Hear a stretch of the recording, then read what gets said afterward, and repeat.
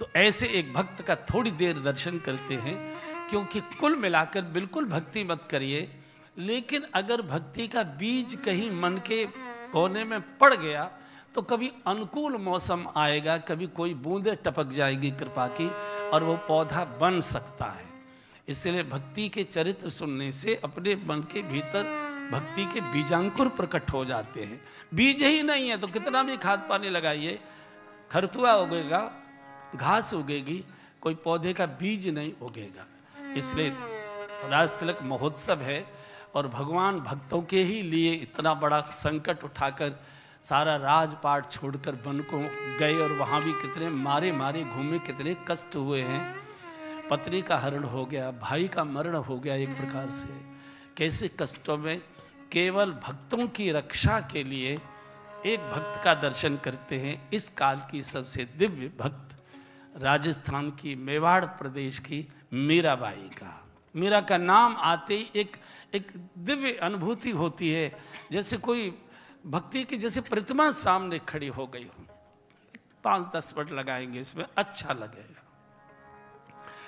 मैं इसलिए बोल रहा हूं कि हम जो सुनते जाएंगे आपको लगने लगेगा कि ऐसा तो मैं भी कर सकता हूं, ये तो मैं भी कर सकता हूं, जो मीरा कर रही है इतना तो मैं भी कर सकता। और ये ही इच्छा अगर जग गई कि इतना तो मैं भी कर सकता हूं, हो गया बेड़ा पार। उसको कभी न कभी अनुकूल मौसम आएगा और वो जो इच्छा का बीज था वो पौधा बन जाएगा। इसलिए बीज हृदय में भक्ति के चाहिए, दोनों ही बीज रहते, कुमते सुमते सबके उर रही। भगवान विधाता जब हमको जन्म देता है, माँ के गर्भ में भेजता है, तो हमारे हृदय में शुभ के और अशुभ के दोनों के बीज डाल देता है। जिसका जैसा मौसम आता है वही पौधा फूट कर आ जाता है।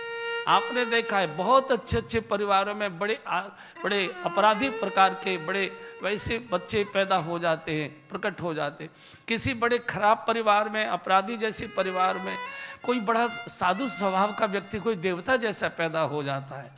तो उसका जो बीज पड़ा था उसको अनुकूल मौसम कब मिला, कब फूटा, इसका कोई भरोसा नहीं।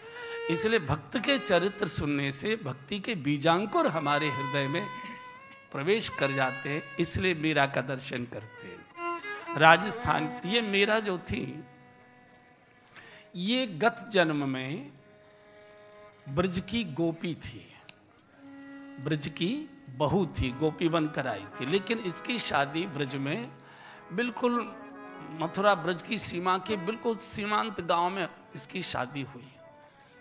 अच्छा, ब्रज में हमारी अब तो खैर जमाने बदल गए, लेकिन बहुओं पर सास ननदों का बहुत कड़ा पहरा रहता था, बहुत ज्यादा।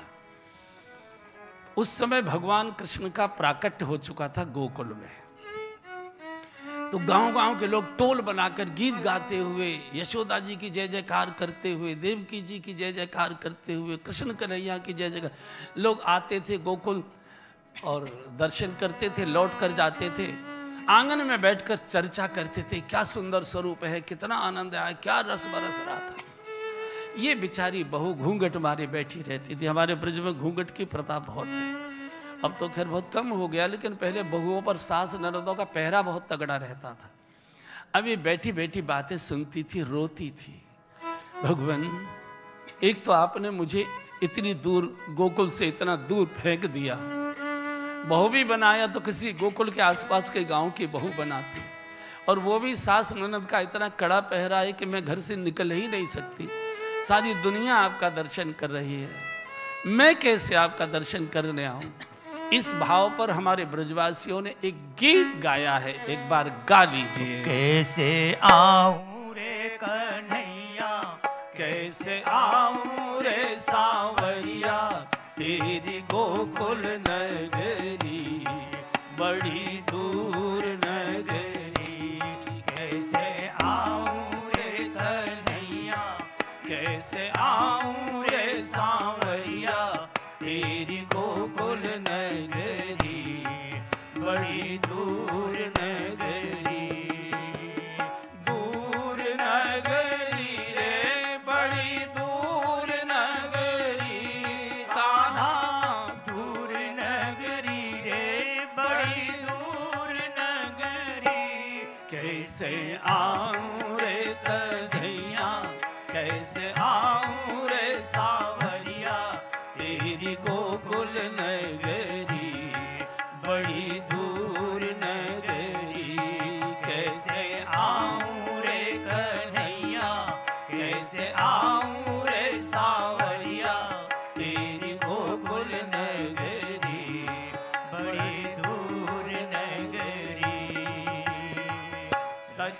संग आऊं तो शर्म मोहि लागे, सखी संग आऊं तो शर्म मोहि लागे, शर्म मोहि। और आदमी को भजन में शर्म मोहि लागे, शर्म मोहि लागे, सखी संग आऊं तो शर्म मोहि लागे, सखी संग आऊं तो शर्म मोहि लागे, अकेली आऊं तो भूल जाऊं नगरी, बड़ी दूर नगरी। हाँ, अकेली मार्ग भटकने का भय लगता है, जाऊं नगरी बड़ी दूर नगरी। कैसे आऊं रे कन्हैया, कैसे आऊं रे सांवरिया, तेरी गोकुल नगरी, बड़ी दूर नगरी।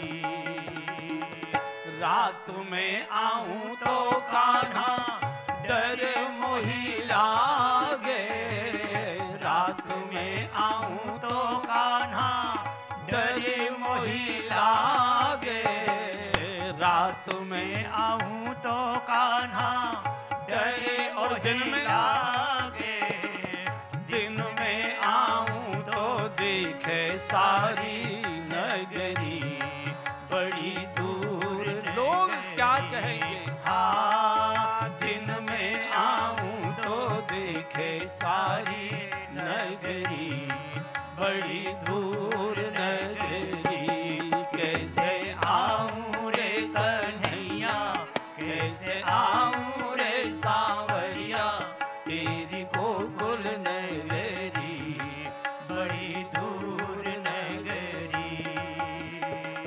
धीरे धीरे आऊं तो देर बहुत लागे, धीरे धीरे आऊं तो देर बहुत लागे, देर बहुत लागे, तेरे बहुत लागे, धीरे धीरे आऊं तो देर बहुत लागे, धीरे धीरे आऊं तो तेरे बहुत और लागे, जल्दी चलूं तो छलक जाए गगरी, बड़ी दूर नगरी। हाँ, जल्दी चलूं तो छलक जाए गगरी, बड़ी दूर नगरी। कैसे आऊं रे कन्हैया, कैसे आऊं रे सांवरिया, तेरी गोकुल नगरी, बड़ी दूर नगरी, दूर नगरी रे, बड़ी दूर नगरी। कान्हा दूर नगरी रे, बड़ी दूर नगरी, कैसे आऊं रे कन्हैया, कैसे आऊं रे सांवरिया, तेरी गोकुल नगरी, बड़ी दूर नगरी, बड़ी दूर नगरी, बड़ी दूर नगरी। कितने प्रकार के लोग क्या कहेंगे, कोई क्या कहेगा। जब बुरे काम करते तब नहीं सोचते कि कोई देखेगा तो क्या कहेगा। भजन करने में शर्म लगती है, बाकी और काम में कोई शर्म नहीं लगती है। बहुत रोती थी, बहुत रोती थी, और भगवान आंसुओं से ही पिघलता है। और भगवान को पिघलाने का कोई इन मंत्रों से नहीं पिघलता भगवान, केवल पुकार से और आंसू भरी पुकार से, हिलकियों से। सब रोए हैं, एक भी भक्त ऐसा नहीं है जो रोया ना हो। रोए नहीं है, पूरे के पूरे आंसुओं की धारा बहाई है। तो चूंकि उस समय गोवर्धन लीला हुई थी, तो सारे ब्रजवासी गोवर्धन आए थे पर्वत उठाने के लिए। चूंकि इंद्र का कोप था, वर्षा इतनी कर दी थी, इसकी सास ननद अड़ोसी पड़ोसी सब जाती थी। इस बेचारी को घर में बहू, घर रखाना, तू अभी नई नई आई है, लोग देखेंगे, घूंघट उखाड़ के घूम रही है, ठीक नहीं है। ये बहुत रोती थी। सब आपके सानिध्य में है, और मैं यहाँ।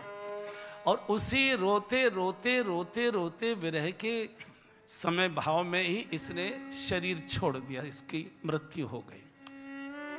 ये इच्छा लेकर मरी थी कि प्रभु मुझे आपका सानिध्य नहीं मिला, अब मुझे ऐसी जगह जन्म देना कि मैं आपके साथ खुलकर मिल सकूं, खुलकर आपके साथ अपने मन की बात कह सकूं। और ये नियम है बंधुओं, मरते समय मनुष्य का मन जहां रहता है अगला जन्म उसका उसी के अनुसार हुआ करता है। मरते समय इसकी इच्छा थी कि ऐसी जगह जन्म हो जहां मुझे पूजा पाठ का कोई दिक्कत ना आए, और उसी इच्छा को मरी हुई ये गोपी ब्रज की इस जन्म में राजस्थान के जोधपुर जिले के मेड़ता नाम का एक छोटा सा गांव है। हम लोग गए, छोटा सा रेलवे स्टेशन भी है वहाँ इसका जन्म हो गया। भक्ति के संस्कार जन्मजात साथ आते हैं। छोटी सी बच्ची थी, ज़्यादा से ज़्यादा होगी 3-3.5 साल की, मुश्किल से बोलना सीख गई थी, चलना घूमना दौड़ना सीख गई थी। बहुत अच्छा, बड़ी लाड़ प्यार से पहली, अच्छा उस परिवार में कोई बच्चा हो नहीं रहा था, होता नहीं था। बिटिया का जन्म, सारा परिवार खिल गया। बेटी वैसे भी बचपन में बहुत दुलारी लाडली बहुत अच्छी लगती है। तो संयोग देखिए कैसे कृपा हुआ करती है।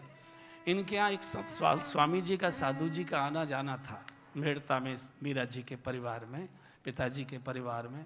तो एक बूढ़े से साधु जी आए और कमरे में टिके हुए थे। अगले दिन प्रातःकाल स्नान करके स्वामी जी अपने पूजा घर में, अपने कमरे में ठाकुर जी, गोपाल जी रखते थे छोटे से, गोपाल जी की प्रतिमा छोटी सी रखते थे, पत्थर की मूर्ति इतनी सी, उन्हीं की सेवा पूजा करते थे। स्नान आदि करके इन्होंने अपना झोला डंडा खोला और अपने ठाकुर जी को निकाला, स्नान कराया, चंदन लगाया, श्रृंगार ऐसे कर रहे थे। अब 3.5 साल की छोटी सी बिटिया बालिका छम छम करते करते घुस गई कमरे में। और जैसे गोपाल जी की मूर्ति देखी, मीरा मचल गई। पिछले जन्म की याद आ गई इसको, पिछले जन्म की इसको याद आ गई। आप कहेंगे कैसे एकदम पिछले जन्म की याद कैसे आ सकती है? आप याद करिए, जब आप स्टोव के युग में रह रहे थे, अब तो स्टोव घरों में नहीं होते, अब तो गैस वगैरह आ गई, तो स्टोव पर चाय बनाने के लिए डाला जाता है, पंप मारकर बर्नर गर्म किया जाता है, फिर भर भर करके वो जलता है, फिर उबल गई, बन गई, आपने गैस निकाल दी और उतार दिया, चाय उतार। इतने में एक मित्र आ गया। आप कहते चाय पियोगे? अरे बोले नहीं, कहाँ झंझट करोगे, नहीं नहीं, अरे 1 सेकंड लगेगा। अरे क्यों परेशान होते हो, कोई देर नहीं है। तो दूसरी बार जब तुरंत चाय बनानी होती है तो कच्चा तेल नहीं निकाला जाता बर्नर में, पंप मारी जाती है और दियसलाई दिखाई जाती है, बर्नर भर करने लगता है, एकदम जल जाता है। इसने जब शरीर छोड़ा तो जलता बर्नर था, वो कृष्ण विरह का जलता हुआ बर्नर था। और इधर आंख खोली तो बर्नर फिर प्रकट हो गया, जो कृष्ण की वही मूर्ति आंखों के सामने आ गई। छोटी बच्ची मचल गई, छोटी बच्ची मचल गई, बाबा बाबा ये तो मुझे दे दो, बाबा बाबा ये तो मुझे दे दो। नहीं बेटा ये तुम्हारा खिलौना नहीं, बाबा मुझे ये दे दो। कृष्ण याद आ गई पूरी तरह से। बाबा बहुत समझा था, ये खिलौना ले ले, ये कर, ये कर। दादी आ गई, बाबा आ गए, माँ आ गई, सब आ गई, बेटी मत लो, ये नहीं। बाबा जी के भगवान बोले नहीं मुझे तो ये चाहिए। दुनिया भर जो खिलौना दे वही तोड़ दे। रोना चीखना शुरू कर दिया। बाबा को लगा ही तो बड़ी आफत आ गई, सामान समेटा और चले गए। दिन भर रोई, दिन भर रोई, दिन भर रोई, पुरानी यादों में खो गई। बालक तो शरीर का स्वभाव था, बालक तो उसका शरीर था, लेकिन आत्मा तो पिछले जन्म की ही आती है। आत्मा कभी बदलती नहीं है, हर जन्म में जाती है। शरीर का ऊपर का ढांचा बदलता है, आत्मा नहीं बदलती है। भगवान चलते चलते राजस्थान में पैदल के रास्ते एक पेड़ के नीचे थके मादे बाबा को झपकी आ गई। तो बाबा को भगवान ने कहा नींद में, ऐ महात्मा तेरा काम जो था वो हो गया, तुझे जहां तक पहुंचना था वो पहुंच गया तू। अब मुझे उस बिटिया को दे करा, मैं तेरे लिए नहीं आया था, मैं उसी के लिए आया। जा ओहो, दौड़े आए और ये बालिका रो रही थी दादाजी की गोद में, चीख चीख कर रो रही। आते ही एकदम बिटिया के दोनों पैर अपने सिर पर रगड़ने लगे। बेटी मैं तो केवल पत्थर ही पूछता रहा, असली भगवान तो तुझे ही मिला है, ले तो दियम वस्त गोविंद तुभ्यमेव सो। और उसी समय छाती से लगा दिया, मेरे तो गिरधर गोपाल दूसरा। हर समय मीरा उसी को साथ रखती है, उसी सोते तो, खाते तो, बात करते तो उसी से बातें, उसी से को नहलाना, उसी को सजाना, उसी के साथ खेलना। छोटे बच्चों के सब खेल छोड़ दिए, उसी में उलझी रहती है। दूसरी घटना होती है, राजस्थान में बारातें निकलती है, ब्रज में भी बारातें निकलती है। तो माताओं को, विशेषकर बूढ़ी माताओं को बारात देखने का बहुत शौक होता था। तो छोटी सी बच्ची को गोद में लेकर इनकी दादी बारात दिखाने लगी। अच्छा, गोपाल जी को हमेशा साथ रखती थी। तो दूल्हा घोड़े पर बैठकर बढ़िया मुकुट उकुट सा सजा उजा के लाते हैं ना, आप सब निकले ही होंगे गधे पर बैठकर। मैं इसलिए कह रहा हूँ, घोड़े तो मिलते नहीं है। घोड़े कहाँ हैं?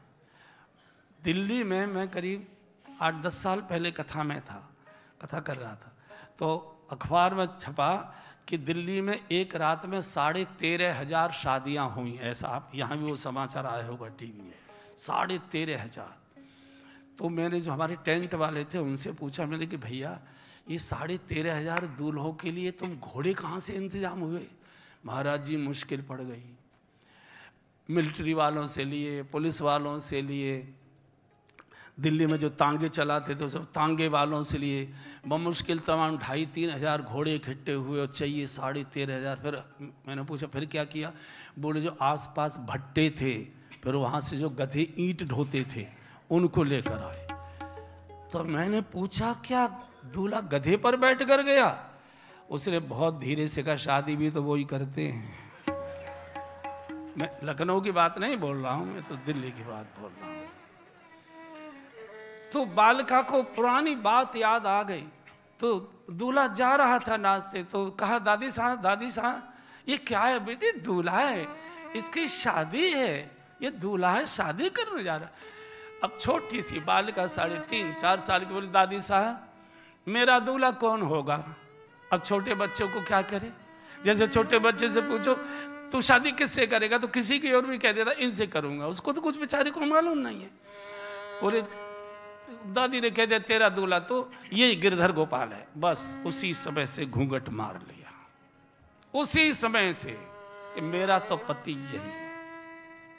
शादी तय हो गई। मेवाड़ के राणा सांगा के बड़े बेटे भोजराज के साथ शादी तय हो गई, विवाह हो गया। बड़े लाड़ प्यार से सब चीज़ें पिताजी ने बहुत सारी चीज़ इसकी जो भी प्रिय चीज़ें थी सब दान में दहेज में दी। अपने गोपाल जी को साथ लेकर भांवरें भी डाली थी जब मीरा जी ने, तो दिखाई तो दे रहा था कि भोजराज जी के साथ भांवरें पड़ रही हैं, घूम रही हैं, लेकिन उनकी बगल में गोपाल जी ही थे। वास्तव में मीरा ने किसी सांसारिक व्यक्ति से विवाह नहीं किया। मीरा का विवाह कृष्ण के ही साथ हुआ था। भांवरों के समय भी वो छुपे हुए थे उनकी बगल में। आ गई ससुराल, पहली बड़ी बहू आई है। उस परिवार में बहुत दिनों के बाद विवाह हुआ था। बड़ा स्वागत सत्कार हुआ। सायंकाल के समय देवी पूजन, जैसे हम लोग बहू आती है तो किसी न किसी मंदिर में पूजन के लिए ले जाते हैं, आशीर्वाद दिलाने के लिए। पुजारी जी ने भी मंदिर सजाया हुआ है फूलों से। आज बड़े महाराज की बड़ी बहू पहली बार मंदिर दर्शन करने, पूजन करने आ रही है। बहुत दक्षिणा मिलेगी, बहुत आनंद आएगा। पूरा मंदिर आज जगमगा रहा है, सजाया हुआ है।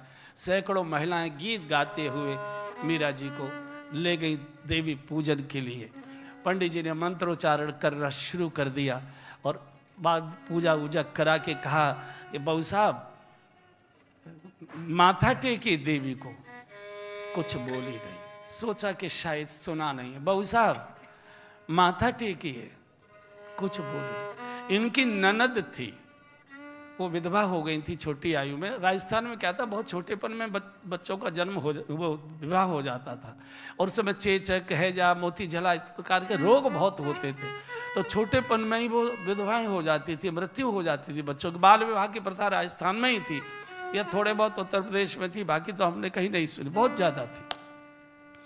तो ननद ने कहा, भाभी साहब देवी को प्रणाम करो, आशीर्वाद मिलेगा, सुहाग का आशीर्वाद मिलेगा। तो मीरा जी ने सिर हिला दिया, मैं नहीं प्रणाम करूंगी। क्यों? बोले मेरा सिर तो एक के लिए झुक गया। अब ये पहली घटना हुई है जिसने परिवार में बवंडर खड़ा कर दिया। ये तो आई है, अभी तो एक ही दिन हुआ है आए हुए, और इतनी उद्दंड है कि ये तो भगवान को प्रणाम करना भी स्वीकार नहीं करती, किसी की बात सुनने को तैयार नहीं। ये तो जिएगी कैसे, हमारे घर में निभेगी कैसे? और 10 तरह की परिवार में, पड़ोस में 10 तरह की चर्चा, बड़ी जल्दी बेकार की बातें बहुत जल्दी फैला करती है। आगे इधर पति बहुत अच्छे थे भोजराज, बहुत शीलवान, बहुत सीधे, बहुत सरल, मीरा को बहुत प्यार करते थे, मीरा को बहुत आदर करते थे। लेकिन भगवान जब परीक्षा लेता है तो बहुत कठोर परीक्षा लेता है, और परीक्षा का पांसा फेंक दिया। भोजराज जी की अचानक मृत्यु हो गई, मीरा विधवा हो गई। किसी ने पूछा, तुलसीदास जी से प्रश्न किया था कि जो इतना भजन करती थी उसके जीवन में इतना दुख क्यों दिया हो, उसको विधवा क्यों कर दिया? तो गोस्वामी जी ने कहा कि भगवान कृपालु तो है लेकिन ईर्ष्यालु बहुत है। भगवान कहते हैं जो प्रेम करना है मुझे कर, मेरी ओर से इधर उधर दृष्टि मत हटा, प्रेम एक जगह उड़े लो, इधर उधर मन ले जाओ। विधवा हो गई, घर में कोहराम मच गया, आई है आते पति को खा लिया। इसके जो ससुर थे राणा सांगा, बहुत शरीफ थे, बहुत प्यार दुलार करते थे, लेकिन दुर्भाग्य से उनकी भी मृत्यु हो गई। अब तो ये अपनी विधवा ननद के उसमें, और जो और परिवार के लोग थे, गद्दी पर बैठे इनके देवर, क्या नाम था उनका? ध्यान से उतर गया, मेरा दिखाई देने लगी इसलिए वो ध्यान से उतर गया। तो देवर बहुत कुटिल था, बहुत अहंकारी था, मीरा जी के प्रति बहुत गलत भाव भी रखता था। इसने निकाल दिया मीरा को, और एक भूत बंगला था पुराना, उस भूत बंगले में कोई रहता नहीं था। उसकी एक ख्याति थी कि जो भी उसमें रहने जाता है वही अनेक प्रकार के बीमारियों से ग्रसित होकर उसकी मृत्यु हो जाती है। तो कोई उसमें रहता नहीं था। नया महल बनवाया था महाराणा ने रहने के लिए, उसमें कोई नहीं रहता। बोले इसमें रख दो, रात को भूत प्रेत प्रकट होंगे, हमको मारनी भी नहीं पड़ेगी और कंटक भी कट जाएगा। मीरा को जब भूत बंगले में ले जाया गया तो मीरा तो गदगद हो गई। ओहो प्रभु बड़ी कृपा। चूंकि प्रेमी भीड़ भाड़ में पसंद नहीं करता, प्रेमी एकांत पसंद करता है कि अपने प्रेमी से एकांत में हम वार्ता करें। मीरा ने पूरा का पूरा आंगन, वो कमरा साफ किया, चरणामृत छिड़का है, तुलसी का बिरवा रखा है, अपने गोपाल जी को पधराया है, आरती की है, आनंद हो गया। और जब पूरे में उसने जल छिड़का था तो जो मीरा के ससुराली पुराने पूर्वज थे, जो भूत प्रेत योनि का दुख भोग रहे थे, वो सब प्रकट हो गए। बिटिया देवी, तुम बहू नहीं हो, तुम हमारी देवी बनकर प्रकट हुए, तुमने हमारा उद्धार कर दिया, प्रभु तुम्हारे ऊपर कृपा करें। सारी की सारी भूत प्रेत आत्माएं जो उनके परिवार के पुराने युद्धों में मारी गई थी, वो सब प्रकट होकर आशीर्वाद देकर गई। अब ये बहुत प्रसन्न रहती है, अकेले में भगवान से खूब बातें करेंगे, खूब खेलती है। साधु संतों का आना जाना शुरू हो गया, माहौल शहर के गांव के लोगों का आना जाना शुरू हो गया। तो उदा के द्वारा राणा ने समाचार भिजवाया, जो वर्तमान में राजा बैठे थे। बोले भाभी साहब, ये हमारे राज परिवार की परंपरा नहीं है, राणा साहब को पसंद नहीं है ये, आप ये बाहर के लोगों के साथ नाचती हो, गाती हो, खेलती हो, ये शोभा नहीं देता, राज परिवार पर कलंक लगता है इससे। राणा साहब बहुत नाराज हैं। कहा ननद साहब, आप राणा को मना कर दीजिए, हमसे कोई संबंध न रखे, मुझे जो करना है मुझे वही करना है, अब मुझे नहीं राणा की माननी है। कह दिया मैं नहीं मानूं राणा धारी, मैं भर पायो गिरधारी। हाँ मैं नहीं मानूं राणा, भजन करने वाले को कितने संकट आते, कितने विघ्न आते। हाँ जी मैं नहीं मानूं राणा धारी। पायो गिरधारी। हाँ मैं नहीं मानू राणा थारी, मैं वर पायो गिरधारी। मणि कपूर की एक ही गति है, मणि कपूर की एक ही गति है। चाहे कहो हजारी, मैं वर पायो गिरधारी। हाँ चाहे कहो हजारी, मैं वर पायो गिरधारी। मैं नहीं मानू राणा थारी, मैं वर पायो गिरधारी। साधु संगत यह दिल राजी, साधु संगत यह दिल राज। मैं तो भई कुटुंब से न्यारी, मैं वर पायो गिरधारी। हाँ भई कुटुंब से न्यारी, मैं वर पायो गिरधारी। ए जी मैं नहीं मानू राणा थारी, मैं वर पायो गिरधारी। हाँ जी मैं नहीं मानू राणा थारी, मैं वर पायो गिरधारी। मीरा के प्रभु गिरधर नागर, मीरा के प्रभु गिरधर नागर। गिरधर नागर नटवर नागर, गिरधर नागर नटवर नागर। ए जी झक मारो संसारी, मैं वर पायो गिरधारी। हाँ झक मारो संसारी, मैं वर पायो गिरधारी। ए जी मैं नहीं मानू राणा थारी, मैं वर पायो गिरधारी। हाँ जी मैं नहीं मानू राणा थारी, मैं वर पायो गिरधारी। हमसे संबंध तोड़ दो, हमसे कोई संबंध मत करो, अब मुझे कुछ नहीं चाहिए, गिरधारी मेरे अपने। मीरा और कठोर होती जा रही है, राणा का अत्याचार और ज्यादा तीखा तीव्र होते जा रहा है। कैसे करे, कत्ल किया नहीं जा सकता है, तो एक षड्यंत्र किया। ननद थी ना, ये जो ननदें मायके में रहती हैं, ये थोड़ा कभी कभी बहू बड़ियों से झगड़ा सा करा देती हैं थोड़ा सा, और विशेषकर वो ननदें जो ससुराल से आ जाती हैं, किसी के कारण से तलाक हो गया, कोई और कारण होगा, तो वो बहुत घर में अशांति रखेंगी, वो न्यारा साझा करा के ही मानती हैं, चाहे कुछ भी हो जाए। अब लेकिन अच्छी बात यह है कि एक ही भाभी है, तो न्यारा साझा कैसे कराओगे? पहले कई कई होती थी, तो उनमें इधर की इधर, इधर की इधर, इधर की इधर, इधर की खटपट खटपट होती रहती थी। तो ये षड्यंत्र किया कि ऐसे मारोगे तो राज्य में विद्रोह हो जाएगा, क्योंकि मीरा के भी पक्ष में लाखों लोग हैं, इनका ख्याति बहुत हो चुकी है, और स्त्री हत्या का कलंक भी लगेगा, आपको पाप भी लगेगा। क्या करे? बोले ऐसा करो, ये ठाकुर जी की सेवा पूजा बहुत करती है, तो आज आप एक ऐसा करिए कि भगवान का, अपने ठाकुर जी का अभिषेक कराइए, और हम उनका चरणामृत लेकर प्रसाद के रूप में ले जाएंगे, उसमें भयानक विष घोल दीजिए आप। तो ये बिना सोचे भगवान का चरणामृत प्रसाद के रूप में लेगी, मर जाएगी। हम लोग प्रचार कर दें कुछ ऐसा वैसा खा लिया जिसके कारण तबीयत अचानक बिगड़ गई, ऐसा होगा वैसा होगा, तो उस कलंक से बच जाएंगे। तो उदा जी जो ननद थी, सवेरे ही समाचार दे गई कि आज राणा जी अभिषेक करने वाले हैं और आपको प्रसाद भेजेंगे, तब तक आप कुछ खाइए मत। ठाकुर जी, अरे तो बड़ी भाग्य की बात है मेरे लिए, राणा जी प्रसाद भेज रहे हैं, ठाकुर जी का चरणामृत भेज रहे हैं, ओ इससे बड़े तो और मेरे कोई भाग्य की कोई बात ही नहीं हो सकती। राणा जी इतने कोमल, इतने करुणा से भर गए कि मुझे प्रसाद स्वयं भिजवा रहे हैं। मीरा ने भी व्रत किया हुआ था, चरणामृत लेकर उदा गई, सुवर्ण के पात्र में बिल्कुल विष।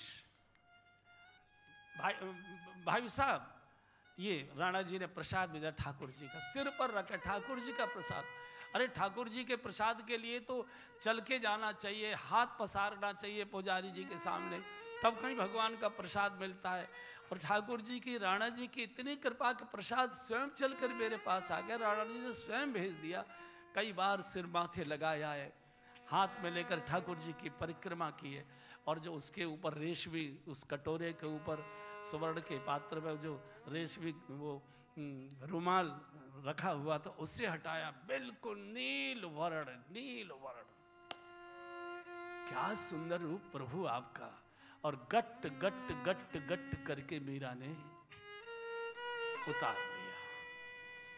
शास्त्र में वर्णन है कि मीरा ने जोधपुर में विष का ये कटोरा पिया था और द्वारका में भगवान द्वारकाधीश के गले में नीला रूप आ गया, नीला रंग आ गया, तो पूरा का पूरा गला उनका नीला हो गया।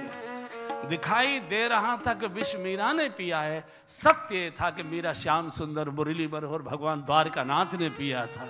भक्त की रक्षा के लिए विषपान कर गए। अब ये तो प्रतीक्षा कर रहे थे थोड़ी बहुत देर में समाचार आ जाएगा कि मीरा चली गई, मीरा चले गई और हम रोने का और इसका नाटक करेंगे। तो राणा मिलने आते हैं शाम को। देवी, भाभी साहब आप कैसे हैं? बोले बिल्कुल मैं तो एकदम, मैंने सुना आपकी कोई तबीयत तो कुछ नहीं खराब हुई, लेकिन राणा जी मैं जानती हूं आपने मुझे मारने के लिए विष भेजा था। मीरा ने बहुत करुणा के शब्दों में कहा है, राणा जी जहर दियो हम जानी, राणा जी जहर दियो हम जानी, राणा जी अपने घर को पर्दा कर ले, अपने घर को पर्दा कर ले, मैं आवला बोरानी, राणा जी मैं आवला बोरानी, राणा जी जहर दियो हम जानी, राणा जी सब संतन पर तन मन वारू, सब संतन पर तन मन वारू, चरण कमल लपटानी, राणा जी चरण कमल लपटानी, राणा जी जहर दियो हम जानी, राणा जी मीरा के प्रभु राखी लई है, मीरा के प्रभु राखी लई है, इस दासी की जानी, राणा जी इस दासी की रानी, राणा जी जहर दियो हम जानी, राणा जी जहर दियो हम, जहर दियो हम, जहर दियो हम जानी, राणा जी कोई कसर आपने छोड़ी नहीं। ये तो मेरे प्रभु ने बचा लिया। मीरा के प्रभु राख लई है इस दासी की जाड़ी। और क्रूर अत्याचार बढ़ गया। एक दिन मीरा भगवान के साथ चौपड़ खेल रही थी, रात्रि का समय था, 12-1 बजे का, किवाड़े बंद थी। तो ठाकुर जी सामने रखे थे, मीरा पास बैठी थी। आपने देखा है कि हम लोग छोटे छोटे थे तो अकेले ही दो पार्ट पूरा कर, एक अपना एक गुटिया का, ऐसे कहते ना मेरे पेट में गुटिया रखी है। यहाँ भी कोई शब्द बोलते होंगे, हमारे ब्रज में गुटिया शब्द बोला जाता है। तो ये चौपड़ चलती है, मीरा ही चलती थी, एक अपनी ओर से चलती थी दूसरी बार कृष्ण की ओर से चलती थी, तो जब कृष्ण की ओर से चलती थी तो जोर से बोलते नहीं नहीं नहीं बेईमानी मत करो, बेईमानी मत करो, बेईमानी करो, नहीं नहीं। चूंकि मीरा जानती है कृष्ण बिना बेईमानी के रह ही नहीं सकते हैं, तो उदा ने सुन लिया कि भीतर कोई आदमी बैठा है और उसके साथ एक खेल खेल रही है। भैया भैया इस समय बहुत अच्छा मौका है, बहुत अच्छा मौका है। क्या है? बोले कोई आदमी है, उसके साथ वो झगड़ा कर रही है, खेल हो रहा है, कोई झगड़ा कर रही है। आपने देखा होगा, आपका अपना अनुभव निश्चित होगा, किसी व्यक्ति से हमारी कुछ कहन सुनन हो जाए और फिर बीच बचाव होकर हम अपने घर चले जाएं, तो बहुत देर तक वो झगड़ा हमारे मन में चलता रहता है और आपका मन दोनों पार्ट अदा करता है। उसने ये बोला था, मुझे उस समय ये बोलना चाहिए था, मैंने ये बोला, उसने ये बोला, उसने ये बोला, मुझे ये कहना चाहिए था। मतलब एक ही व्यक्ति के अंदर दोनों ही पार्ट होते हैं। तो मीरा वही खेल खेल रही थी। वो जानती थी कृष्ण बेईमानी के रह नहीं सकते बिना बेईमानी के, तो बार बार नहीं नहीं बेईमानी नहीं, चलती यही थी। और रात के 1 बजे द्वार खुला, मेरा द्वार खोलो, एकदम हक वक्त। आइए स्वागत राणा। किससे बात कर रही थी? बोले आप भी बात कर लीजिए, आप भगवान सामने, आप भी बात करिए। इतने क्रोध में लाल लाल के भगवान की प्रतिमा उठाई और जो मेवाड़ की झील है उसमें फेंक दिया। रात्रि के 1 बजे जब भगवान को राणा ने उस झील में फेंका, उसी समय मीरा ने झील में छलांग लगा दी।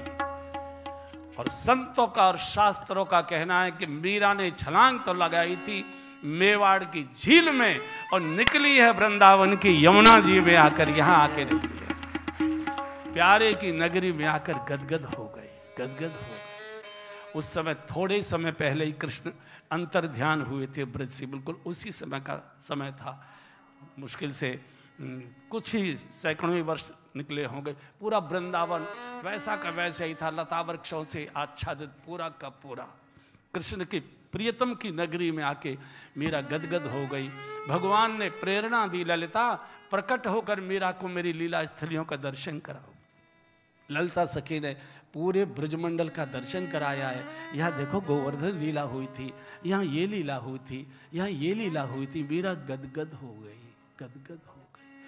लेकिन यहाँ भी मुश्किल हो गई। यहाँ राणा के सेवक आते हैं, जासूस आते हैं, यहाँ भी मीरा को तंग करने लगे।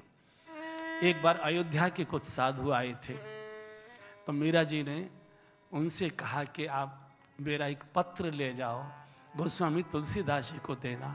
मीरा ने अपनी विरह लिखकर भेजी है। ये बड़ा ऐतिहासिक पत्र है, आज भी वो सुरक्षित पत्र रखा हुआ है कहीं ना कहीं। उसमें लिखा था कि ऐसी भक्ति से क्या होता है कि कष्ट ही कष्ट, कष्ट ही कष्ट, कष्ट ही कष्ट। तब तुलसीदास जी ने उत्तर में भेजा है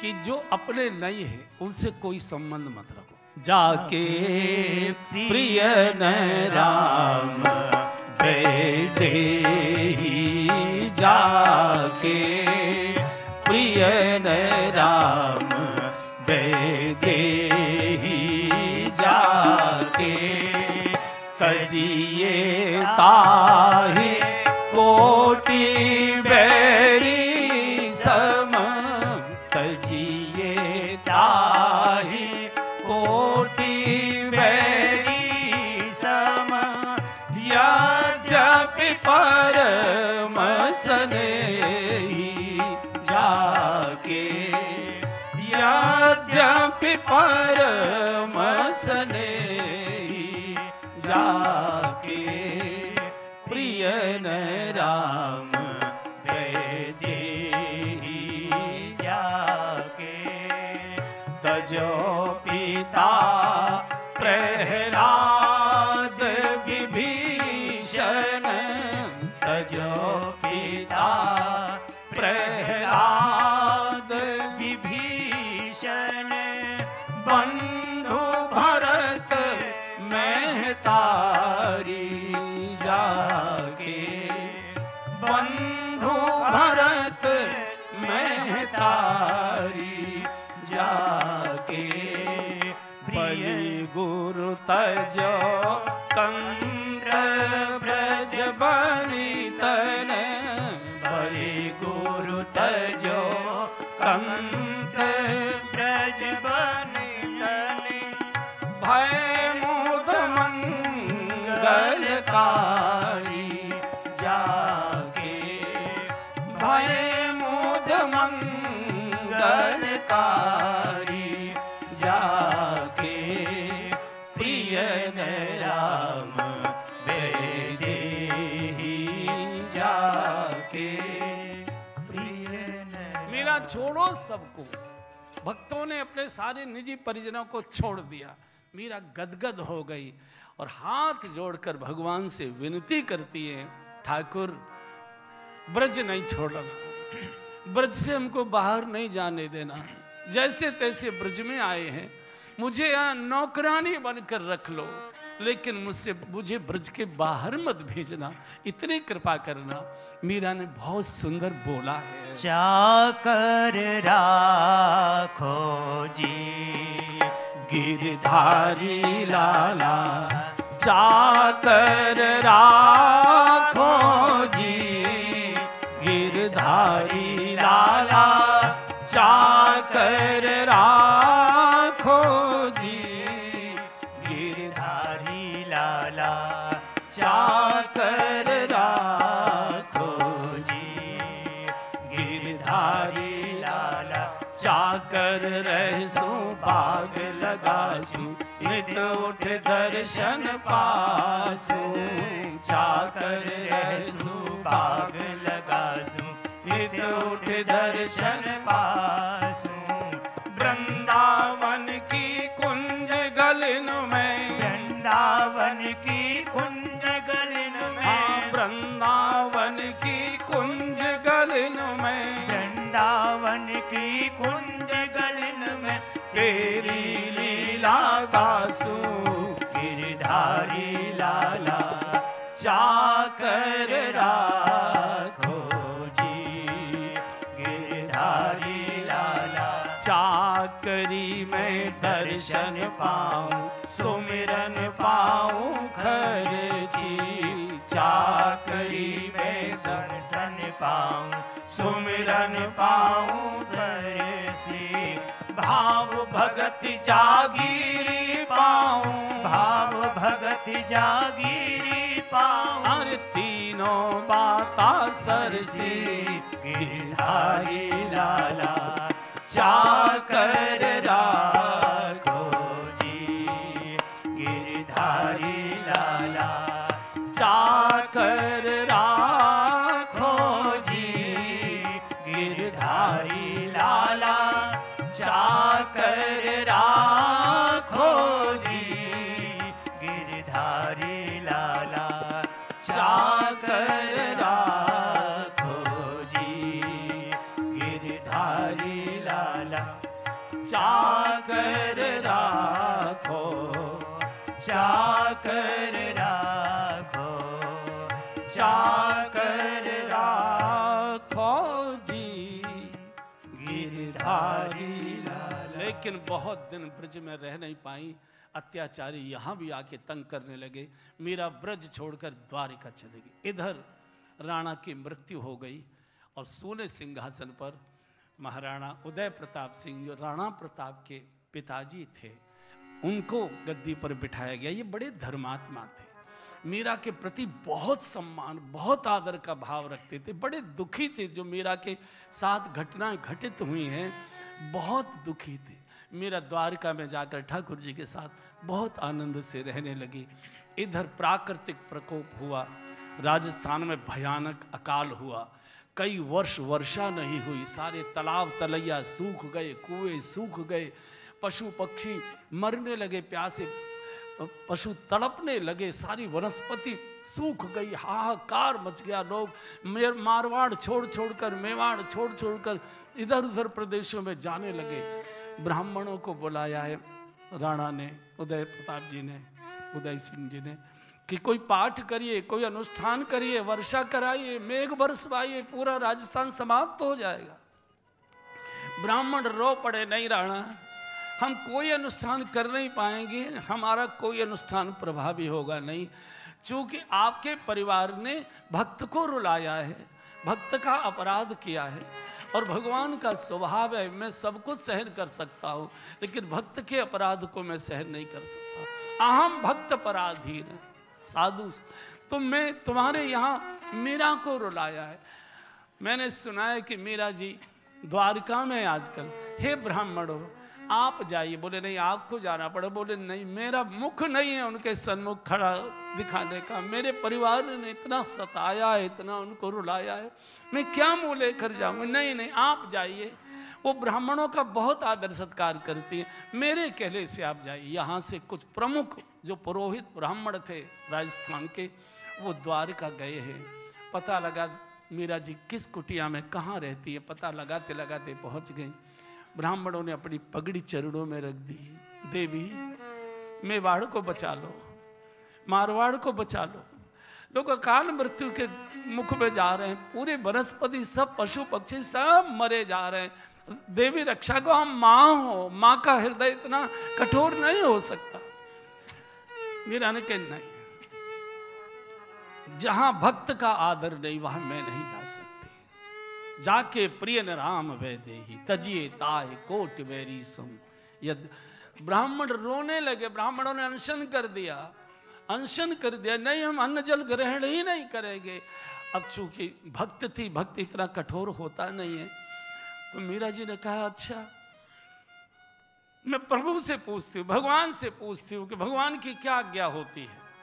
ये समाचार पूरे के पूरे द्वारका में उस समय की जितनी आबादी रही होगी थोड़ी बहुत, ये समाचार हो गया कि कल मीरा द्वारकाधीश से मेवाड़ जाने की आज्ञा मांगने आएगी। भगवान क्या आज्ञा देते हैं, भगवान कैसे आज्ञा देते हैं, इसका कौतूहल आज पूरा का पूरा द्वारका का जन समुदाय, साधु महात्मा गृहस्थी वृक्ष सब आज भगवान के मंदिर के प्रांगण में अपार भीड़ लगी है।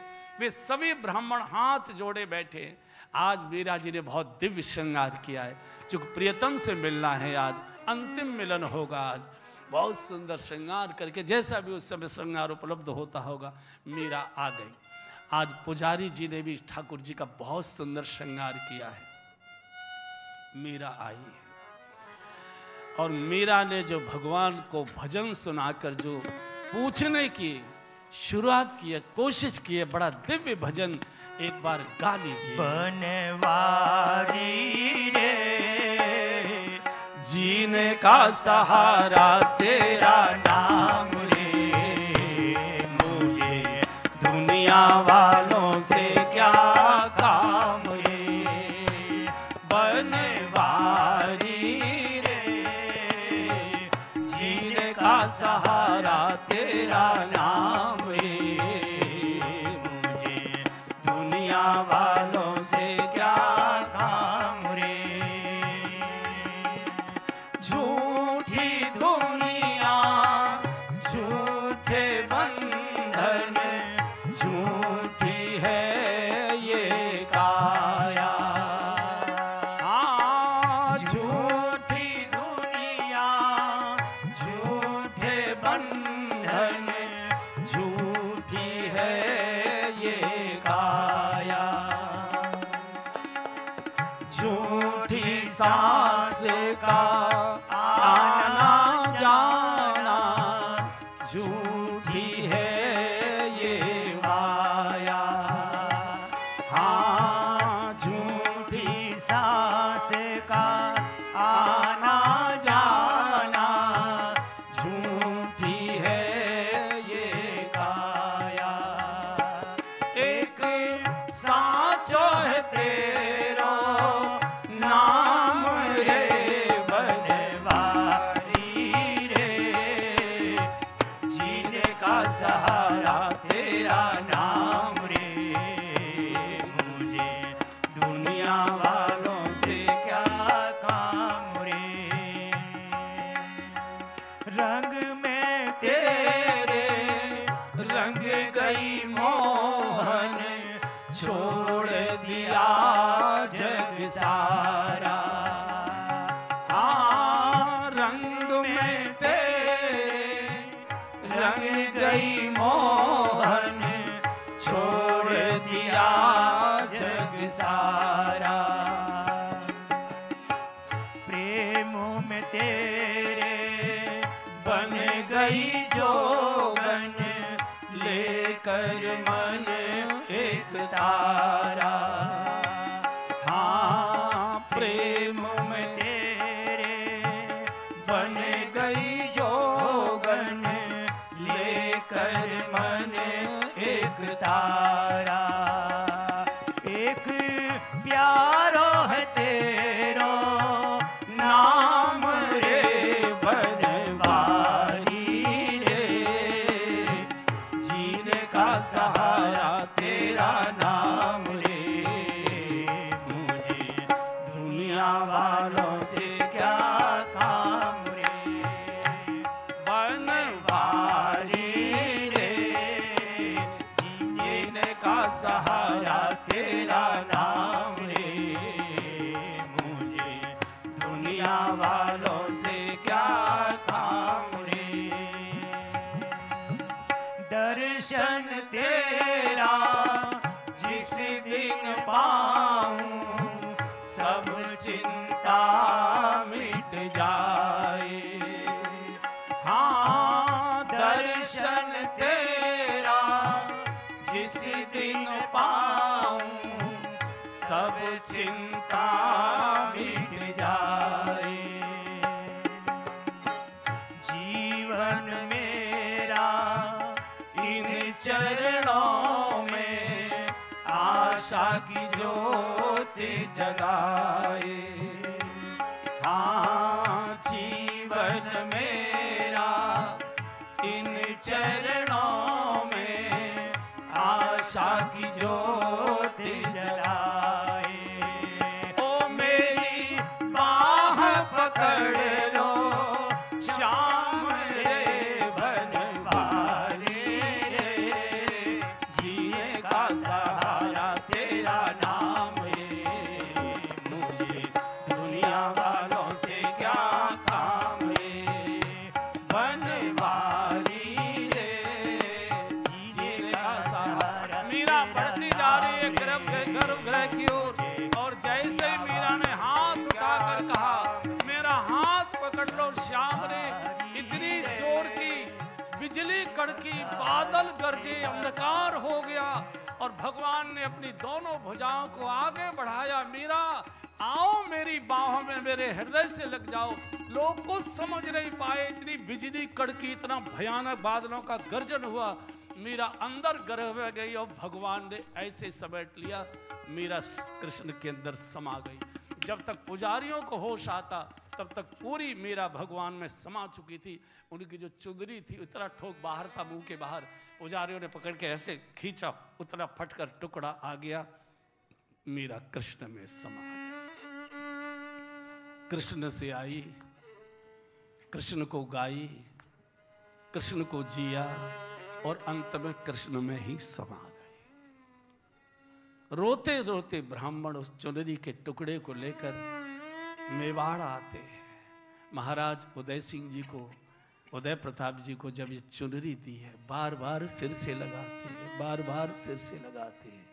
उस चुनरी के टुकड़े को महाराज ने अपनी पगड़ी में सिल दिया और उसी समय सिंहासन से उतरकर उस सिंहासन पर इस पगड़ी को रख दिया जिस पर मीरा जी का चुनरी का ठोप रखा हुआ था, टुकड़ा सिला हुआ था। साष्टांग प्रणाम किया है। जब तक महाराज उदय प्रताप सिंह जीवित रहे, कभी सिंहासन पर नहीं बैठे। सिंहासन पर मीरा ही बिठाई गई थी, चाहे वो किसी रूप में बिठाई गई थी। ऐसी दिव्य मीरा। और कोई कह सकता है क्या मीरा कृष्ण में समा सकती है? मीरा अगर कृष्ण में नहीं समाएगी तो क्या मीरा काम में समाएगी, क्रोध में समाएगी, लोभ में समाएगी? जिसने कृष्ण को जाना नहीं, कृष्ण को जिया, कृष्ण को जिया, जो कृष्ण को जिया है वो कृष्ण में ही समाएगा, कृष्ण में ही मरेगा। ऐसा दिव्य चरित्र मैंने इसलिए सुनाया कि भक्तों का चरित्र सुनने से कई बार अपने मन में ये इच्छा होने लगती है, अरे थोड़ा बहुत तो हम भी कर सकते। मीरा तो नहीं बन सकते, मीरा जैसी त्याग तपस्या तो हम नहीं कर सकते, लेकिन हाँ मीरा के मार्ग पर 2-4 कदम बढ़ तो सकते हैं।